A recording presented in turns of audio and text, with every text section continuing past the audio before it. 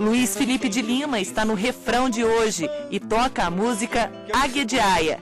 Na entrevista, ele fala que simplificar a linguagem jurídica faz com que as pessoas tenham mais acesso à justiça. Você acha que, assim, por que a ação, o resultado de uma ação, vai parar diretamente na mão da pessoa comum, né, que entrou com a ação? Se simplificasse essa linguagem, realmente acabaria com isso? Ou os meios de comunicação têm essa função e vamos popularizar pelos meios de comunicação? Como é que é? Porque existe também uma abertura do judiciário, né? O judiciário, depois da Constituição de 88, ele precisou abrir e se mostrar mais. Né? Hoje a gente tem mais notícias relacionadas ao judiciário, na imprensa, na grande imprensa.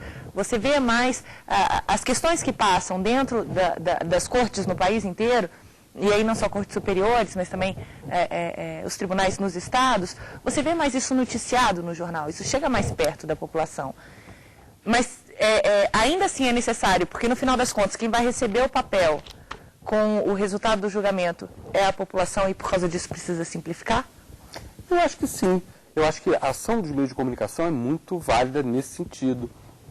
Mas acho que ela é necessária, mas não é suficiente. Né? Porque a gente não fala nem das pessoas do povo que têm um grau de instrução ainda aquém de uma média. Né? A gente o Brasil ainda é um país que tem muitos analfabetos, né? No meio da população, né? Então, acho que mesmo para quem tem instrução universitária, a linguagem jurídica ela é muito pouco acessível. Eu acho que a linguagem jurídica afasta a justiça das pessoas e parece que precisa ser bacharel em direito para ler um processo. Eu não entendo a linguagem jurídica, quando começa a falar latim eu já desisto. Não é questão de nível superior ou não, porque eu estou na universidade, mas mesmo assim eu não consigo entender uma fala jurídica. Agora, essa confusão toda já não começa no trâmite de um processo, por exemplo, que é difícil de entender, né? Quando um processo vai, aí depois volta, quantos recursos pode entrar e como é que ele faz para chegar em tal lugar e aí por que o juiz manda e depois manda para o Ministério Público. É meio complicado também de entender isso, ou você acha que não? Não, acho que é muito complicado.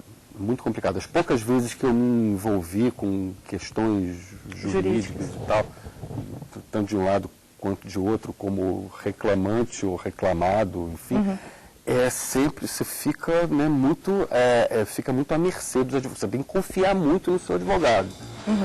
Existem vários caminhos que uma ação pode seguir na justiça. Um deles funciona assim. O processo é iniciado na primeira instância. O juiz dá a sentença. Se uma das partes não concordar, há a possibilidade de recorrer para a segunda instância, por exemplo, os tribunais de justiça. Depois da sentença, as partes ainda podem recorrer para os tribunais superiores. Estes darão a palavra final no processo. A gente confia no profissional que a gente contrata, a gente deve confiar, sim. Claro, é preciso estabelecer uma relação de confiança, mas ao mesmo tempo a gente precisa de alguma maneira acompanhar o trabalho desse profissional que é contratado por nós. E a gente precisa saber se ele está trabalhando como deveria.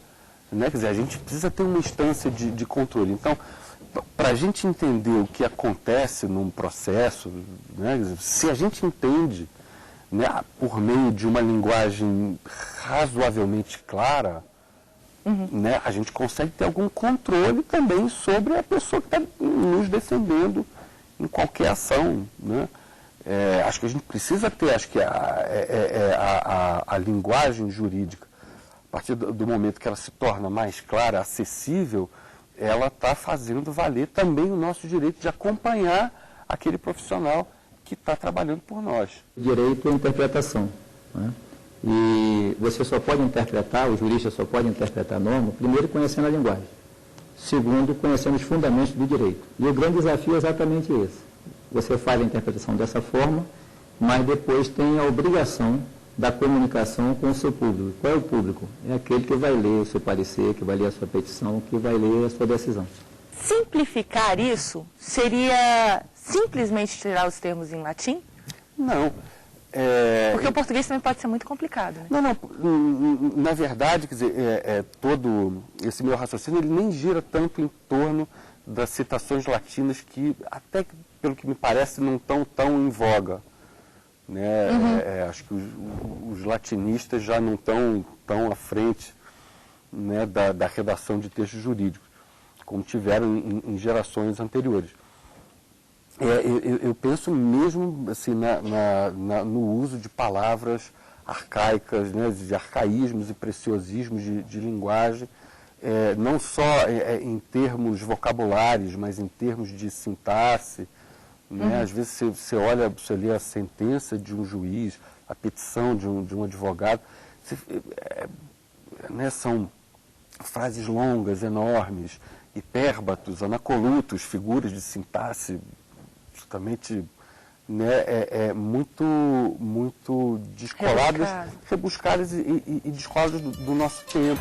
Um caso que ficou famoso pelo uso rebuscado do vocabulário jurídico aconteceu em Santa Catarina.